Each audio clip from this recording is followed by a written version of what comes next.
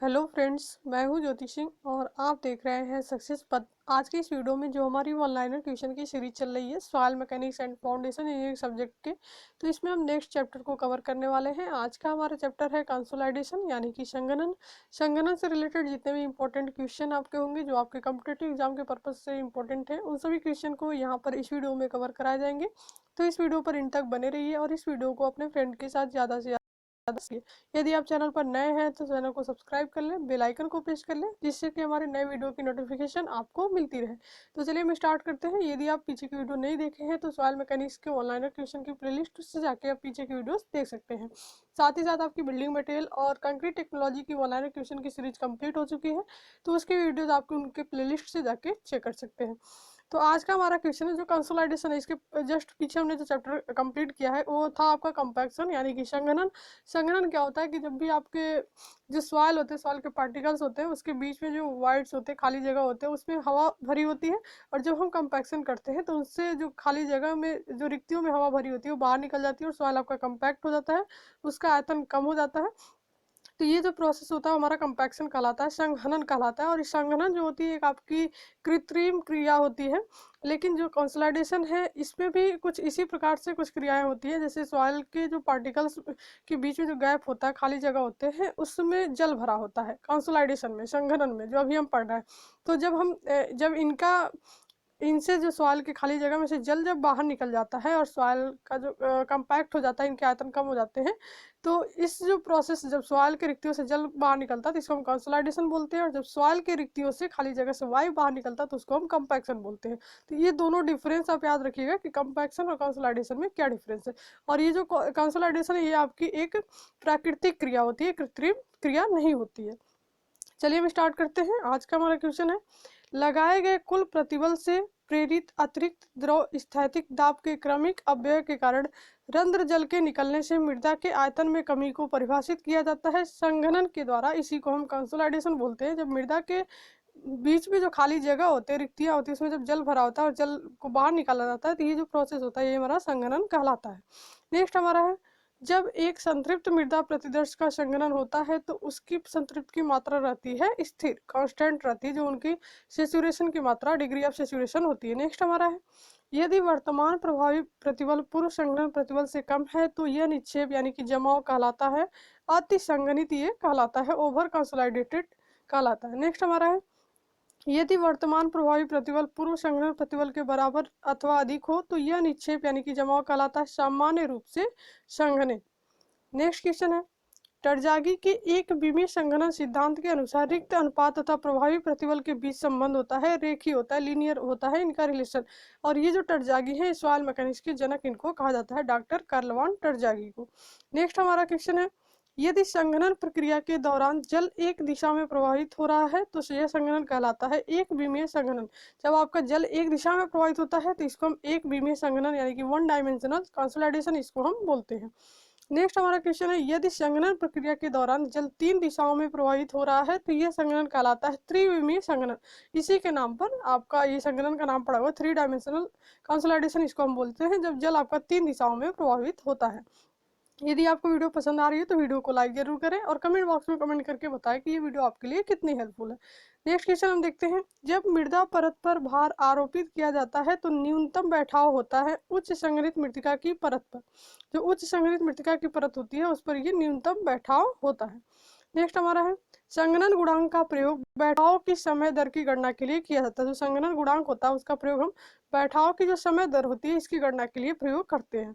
Next question है, संघनन वाहित परीक्षण में संतृप्त मृदा प्रतिदर्श पर जल रंध्र, जो आपका रंध्र जल होता है उसका दाब शून्य होता है। संघनन तथा अपरूपण दोनों अवस्थाओं में जो रंध्र जल होता है उसका दाब शून्य होता है। नेक्स्ट हमारा है, द्वितीय संघनन विसर्पण के कारण से होता है, जो क्रीप होता है उनके कारण से आपका द्वितीय संघनन सेकेंडरी कंसोलिडेशन होता है। टरजागी का संघनन सिद्धांत है एक विमीय वन डायमेंशनल, जो टरजागी का संघनन सिद्धांत है वो आपका वन डायमेंशनल है। नेक्स्ट हमारा है तापमान वृद्धि के साथ संघनन की दर होती है अधिक। जो तापमान वृद्धि होता है तो संघनन की दर भी आपकी अधिक होती है। संघनन के लिए संतृप्त अंश होना चाहिए 100%। जो संतृप्त अंश होता है, क्योंकि इसमें जल भरा होता है इनकी रिक्तियों में, तो इनका डिग्री ऑफ सेचुरेशन 100% होता है। संघनन के लिए वायुरंध्र होना चाहिए, तो इनका वायुरंध्र आपका होगा 0, क्योंकि इसकी रिक्तियों में जल भरा होता है। नेक्स्ट हमारा है दबाव के अंतर्गत आयतन में कमी के लिए इसकी संवेदनशीलता से संबंधित मृदा पिंड का गुण कहलाता है संपीड्यता, यानी कि कंप्रेसिबिलिटी बोलते हैं। एक पॉइंट और भी आपको यहाँ पर ध्यान देना है कि जब भी ये जो कंसोलिडेशन का प्रोसेस है ये कब आपका सही होगा, जब आपके सवाल की जो पारगम्यता होगी, परमेबिलिटी होगी, वो आपकी अच्छी होगी। परमेबिलिटी का चैप्टर हम पढ़ चुके हैं पीछे की वीडियो में। तो परमेबिलिटी आपका क्या होता है, जब भी सवाल के जो पार्टिकल्स होते हैं उसके बीच में खाली जगह है, मतलब किसी भी पदार्थ से जो पानी आर पार आपका निकल जाए, बह जाए, तो आसानी से बह जाए, वही हमारा पारगम्यता कहलाता है। ऐसे जो पदार्थ होते हैं उसको हम पारगम्य पदार्थ बोलते हैं, और ये जो गुण होता है वो पारगम्यता कहलाता है। तो जिस सॉइल की पारगम्यता अधिक होगी उसका जो आपका ये कंसोलिडेशन होगा, ये प्रोसेस भी उसका जल्दी होगा। नेक्स्ट हमारा है प्रभावी प्रतिबल की प्रति इकाई वृद्धि पर रिक्तता अनुपात में कमी कहलाती है, तो इसको हम संपीड्यता गुणांक बोलते हैं, कोफिशिएंट ऑफ कंप्रेसिबिलिटी। नेक्स्ट हमारा है संपीड्यता गुणांक दर्शाया जाता है, तो संपीड्यता गुणांक को हम AV से दर्शाते हैं। अर्ध लाख ग्राफ पर प्रभावी प्रतिबल रिक्तता अनुपात वक्र के रेखीय भाग की ढलान कहलाती है संपीडन सूचकांक, इसको हम कंप्रेशन इंडेक्स बोलते हैं। नेक्स्ट हमारा मृदा का संपीड्यता गुणांक अनुपात संबंध है विकृति से प्रतिबल का, विकृति से प्रतिबल का संबंध होता है मृदा का संपीड्यता गुणांक अनुपात। नेक्स्ट क्वेश्चन है संपीडन सूचकांक समानुपाती होता है द्रव सीमा के, लिक्विड लिमिट की ये समानुपाती होता है। नेक्स्ट क्वेश्चन है यदि प्रभावी प्रतिबल बढ़ाने से मृदा परत की मोटाई में कमी स्थिर रहती है तो मोटाई में परिवर्तन कहलाता है परम बैठाव या फिर अंतिम बैठाव, उसको हम बोलते हैं फाइनल सेटलमेंट। नेक्स्ट हमारा है प्रभावी प्रतिबल बढ़ाने से मृदा परत की मोटाई में कमी कहलाती है बैठाव। जो आपका प्रभावी प्रतिबल को बढ़ाएंगे तो इससे मृदा परत की जो मोटाई होती है वो अगर कम होती है तो इसको हम सेटलमेंट बोलते हैं, वो थोड़ा सा आपका सेटलमेंट हो जाता है उस सवाल का। नेक्स्ट हमारा क्वेश्चन है बैठाव का अंतिम बैठाव से अनुपात कहलाता है संघनन की मात्रा, डिग्री ऑफ कंसोलिडेशन हम बोलते हैं, जो बैठाव का अंतिम बैठाव से अनुपात होता है। मृदा का संपीडन सूचकांक मृतिका का पूर्व संघनन दाब के निर्धारण में सहायक होता है, जो मृदा का संपीडन सूचकांक होता है। नेक्स्ट हमारा है एकांक प्रभावी प्रतिबल बढ़ाने से मृदा के वास्तविक आयतन के संदर्भ में मृदा पिंड के आयतन में परिवर्तन कहलाता है आयतन परिवर्तन का गुणांक अथवा आयतन संपीड्यता का गुणांक। नेक्स्ट क्वेश्चन है बैठाव तथा अंतिम बैठाव को दर्शाया जाता है, बैठाव को हम रो से दर्शाते हैं और अंतिम बैठाव को हम रो F से दर्शाते हैं।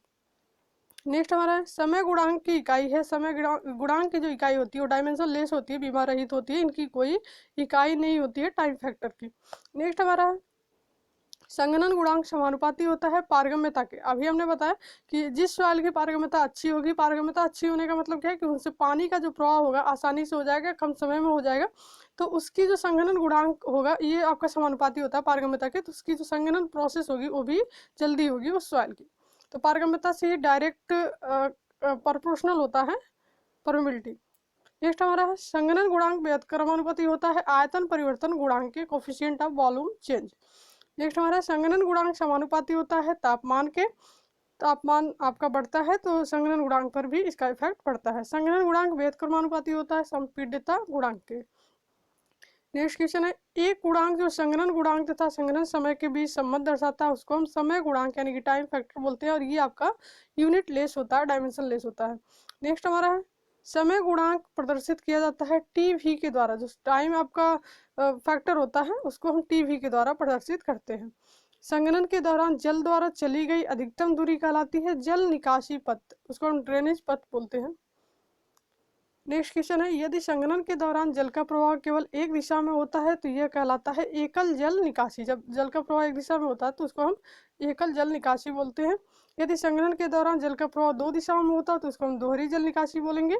और संघनन गुणांक समानुपाती होता है आपका जल निकासी पथ के वर्ग के, जो जल निकासी का पथ होता है उसके वर्ग के ये समानुपाती होता है। लास्ट क्वेश्चन हमारा है संघनन गुणांक व्युत्क्रमानुपाती होता है समय के, टाइम की व्युत्क्रमानुपाती होता है। तो इस प्रकार से जो भी कंसोलिडेशन से रिलेटेड जितने भी इंपॉर्टेंट क्वेश्चन थे कवर किए जा चुके हैं।